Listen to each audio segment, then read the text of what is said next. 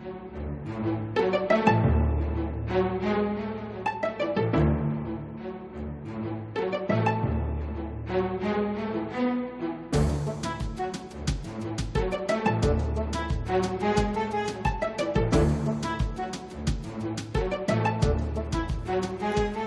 and welcome to Cleveland Classic Cinema.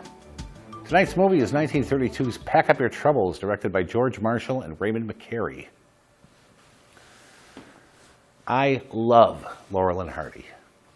I love them like you love a couple of favorite uncles that always play with you and make you laugh when they visit. Ones that are just a joy to be around. A lot of other people feel the same way. Although they employed slapstick often in their films, there was an air of affection in them as well. You could tell the two of them had been and were going to be friends for life, no matter what hand fate dealt them over the years. And they communicated that feeling to the audience, and the audience reciprocated. Every time you watched a movie with Laurel and Hardy in it, you knew that you'd not only be entertained, but that you'd be laughing real full laughs at some point during the film.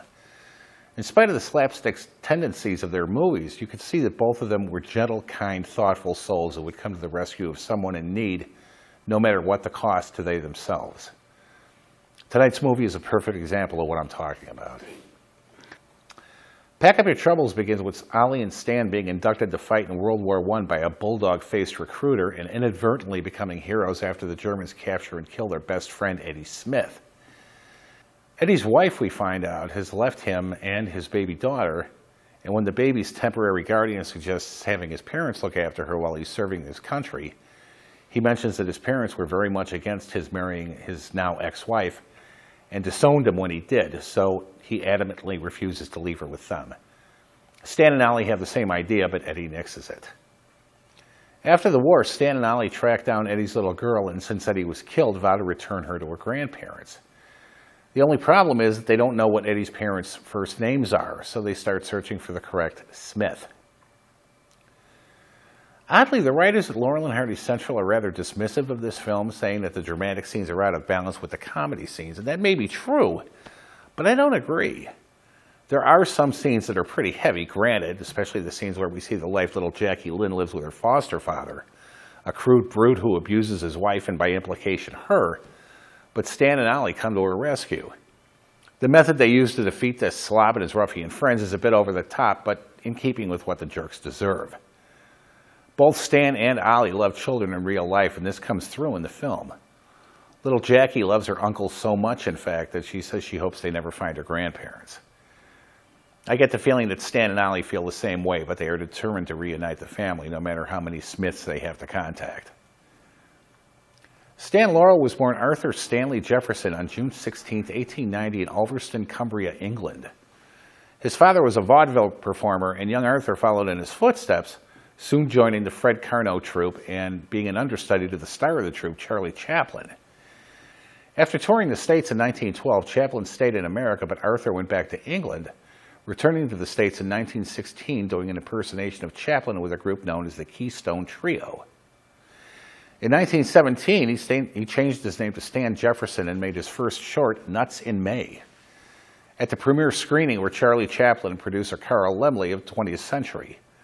They were both impressed with Stan, and this led to his making more shorts, appearing with Bronco Billy Anderson, Larry Seaman, and Hal Roach. The same year, he did another short called The Lucky Dog, and in the cast was an actor named Babe Hardy. They became casual friends, but didn't see each other again for another 2 or 3 years. It was at this time that he adopted the name Stan Laurel, and his career almost ended. Stan had very light blue eyes, and filmmakers at that time used orthochromatic film stock, which didn't pick up the color blue, and would make Stan look as if he didn't have any pupils. Luckily, future director George Stevens was a cameraman at the Roach Studios and knew of panchromatic film, which would pick up blue, and had a supply of it sent in from Chicago. Stan was so grateful to Stevens for saving his acting career, he made him his permanent cameraman. Acting wasn't all Stan did, however. He was also a composer, producer, writer, and director, and won acclaim in all of those roles. Unfortunately, many of his early films are lost. In 1925, Stan was directing and writing projects at Hal Roach Studios and directed Babe, now billed as Oliver Hardy, in a number of films, including 1925's Yes, Yes, Nanette and the next year's Wandering Papas. In 1927, director Leo McCarey paired Stan and Ollie for the first time in a short called Putting Pants on Philip, which concerned Ollie trying desperately to convince his Scottish nephew, played by Stan, to wear pants instead of a kilt. The short was hilarious and a new comedy team was born. They made films for the next 30 years, retiring in the 1950s. Stan always considered what he called his whining face to be humiliating, but producers insisted he do it because the public loved it so much.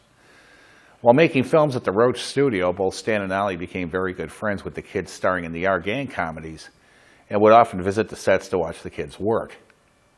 Young Matthew Stymie Beard would always pick up Stan's Irish children's derby and put it on whenever Stan removed it. So Stan bought Stymie a derby of his own, which became one of the character's trademarks. He made a lot more money than Ollie did, but Ollie wasn't upset about that. He knew how much behind the camera work he put in and felt he earned his pay. In fact, if anyone asked him about a gag or something similar, he always deferred to Stan.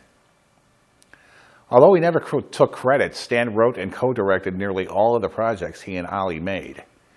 He was an incredibly talented gag man and understood comedy, although he couldn't define it. He once recalled, "A friend once asked me what comedy was. That floored me. What is comedy? I don't know. Does anybody? Can you define it? All I know is that I learned how to get laughs, and that's all I know about it. You have to learn what people will laugh at and then proceed accordingly." He learned what people laughed at very well indeed. When his longtime partner Ollie died in 1957, Stan took it hard. He was offered many opportunities to work either on screen or behind the scenes on many projects by many famous stars who idolized him, but he turned them all down. When asked about the team's enduring popularity, Stan answered, "People have always loved our pictures. I guess that's because they saw how much love we put into them."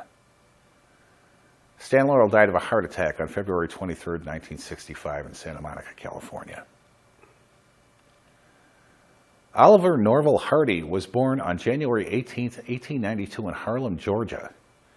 Gifted with a beautiful tenor voice, he got into show business, appearing in minstrel shows, and in 1910 ran a theater, which he gave up studying law for. In 1913, he became an actor with the Lubin Company in Florida, appearing in many shorts from that point on. He was called Babe because of his baby face, which was at odds with his large body. He had a little boy-like air about him, especially if he got caught in a lie to his on-screen wife. An excellent example of this is in their feature 1933 Sons of the Desert.